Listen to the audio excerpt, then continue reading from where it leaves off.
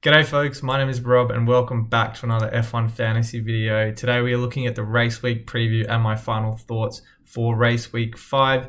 If you're enjoying the content, be sure to like the video and subscribe to the channel. So if you saw my team selection video a couple days ago, you might have recalled that I'm on the road for work this week. I didn't think I'd be in a position to get one more video out before the race week, but I've somehow managed to make it work. This will be a very brief download of my opinions, considerations before we get to Miami. So I've just got a couple of things here on the screen. We'll go through what I've got here and take a look at my team one last time. So budget drivers, given the state of the game, is probably the hottest point of contention in everyone's teams if you're running that triple Red Bull, triple Aston Martin build. There are three guys I've got on my radar, two for me specifically because I can't get to Alex Albon, but I still think he, along with Tsunoda and Zhou, are probably my favorite drivers for Miami. I had Zhou for Azerbaijan. That didn't end well. If you own Tsunoda, that also didn't end well as if you're an owner of either Sargent or De Vries. So not really much to choose from. I tweeted earlier this week that at this point, given where the bulk of our points are coming from, the budget driver is first and foremost the priority when it comes to just finishing the race. We do not need to worry about getting points on the board.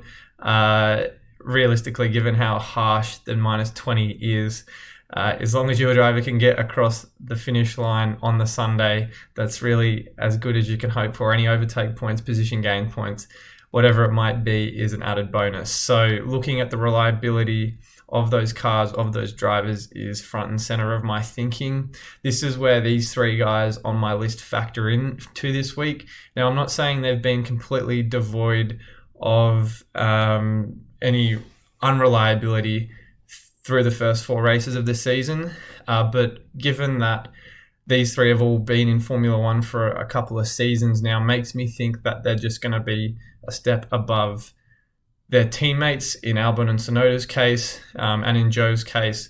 We've seen what he's capable of through the first three races, has put in some really good performances. So that's why I'm steering clear of De Vries and Sargent. We've just seen a few incidences from them through the first four races that make me wonder at least whether they're worth the risk. They are rookies, and street circuits in particular can be quite challenging. We've got Miami coming up this weekend, another street circuit. So just something to think about. And I'm not suggesting that you should completely avoid them. If you want to go with them, go for your life, play your own game. But for me, these three guys are probably the ones that fill me with the most confidence, if any at all. So Albon would probably be, as of right now, my preference. Unfortunately, I'm 0.1 million short of being able to get him into my team. And Tom, Potpan Man F1, check him out if you don't already know him, made a really excellent point earlier this week that Albon, if you can get to him, if he goes up even 0.1 million after Miami, that can really price even more people out of getting to him as a budget driver option. We've seen that he's got a great pedigree. He's from Red Bull. He's been able to get a lot out of that Williams car, and the Williams, objectively compared to a lot of the other midfield and back market teams, has some really good straight line speed. So Miami's got a couple of really big straights, a couple of really good DRS zones to maximize that straight line speed. So I think if you can reach Albon, I think a really excellent pick. As for Tsunoda and Zhou, I think they're both pretty evenly matched drivers.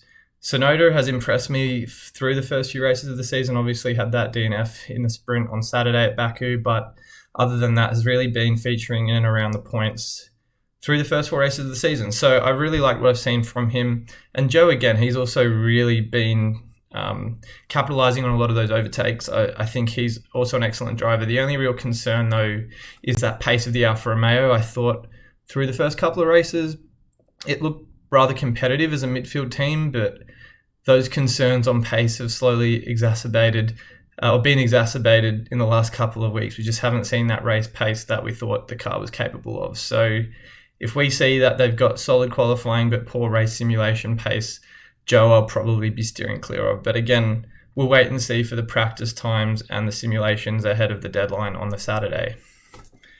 As for chip usage, Miami is not really a circuit that I would recommend it this weekend. There has been some speculation that the weather might get a little poor heading into Saturday, Sunday, but the forecasts as of the time of recording looked like it was sunshine come the Sunday. So that would really only justify using the no negative if we think it would be a wet race. But given it's not a sprint weekend, there's no news of any grid penalties to change your autopilot or your extra DRS boost for those top tier drivers in Verstappen and Perez, then it's not really a race that gives me, an idea that it would be worthwhile using. I think there's going to be plenty of opportunities down the line that warrant the use of those other chips. So as of right now, Miami does not feature on my radar for chip usage. But I guess what I've just said can segue nicely into the couple of questions I've got from a few people in the F1 fantasy community. I wanted to just get a couple down in case these are things that have crossed your mind as well. So first of all, is Perez an alternate DRS boost option compared to Max Verstappen? I think, from what we've seen from Checo through the last couple of races, the king of the street circuits, as his moniker is at the moment, definitely a great option. We've got another street circuit in Miami, as I've said. I think a lot of people will seriously consider using their DRS boost on him. I don't think that's by any means a bad call, but personally for me, Max is far and away the best driver on the grid, will more often than not dominate the entire field, and I don't see that changing heading into Miami. He won last year's race pretty convincingly, overtook Leclerc on around the 9th lap of the race after starting in 3rd, I believe it was. So, we know how strong that Red Bull is. We know how good of a driver Verstappen is. He's probably going to be the one that I have my DRS boost option on him now and throughout most of the season, unless there's reason to pivot away from that. But if you want to go for a differential option, if you're chasing ranks in your mini league, Perez, I think, is also very sound. As for chip usage this weekend, as I said, not something I would recommend because of just the opportunities down the line to use. But if you did want to use one, as I mentioned, if the weather comes through, no negative is probably the best one. If you're just looking to maximize your points, wait for the practice times. I wouldn't particularly encourage it, but if we're seeing a lot more pace from the Ferrari, from the Mercedes, Ferrari in particular looked a lot better last weekend, then maybe you could consider using the Limitless chip, bring in triple Ferrari, triple Red Bull, throw Alonso in there as the 5th driver. But again, Sainz hasn't been a driver that from Ferrari anyway that's set the world on fire. So just think about how the pace of those Mercedes and Ferraris drivers look. But really, as I said, not really a weekend I would consider using a chip on at the moment. So before I wrap things up, just wanted to quickly take a look at my team. There isn't really a lot to go over here, as I've got my team from last week. It boils down to my budget slot. There's no chance in hell I am rotating out any of these other slots. But if you watched my team selection video, and from what I've just said before, it was really coming down to Tsunoda and Zhou at the moment. De Vries, I've kind of got cold feet on after what we've seen so far. Albon, I'm priced out by 0.1 million, but he's an excellent option for Miami.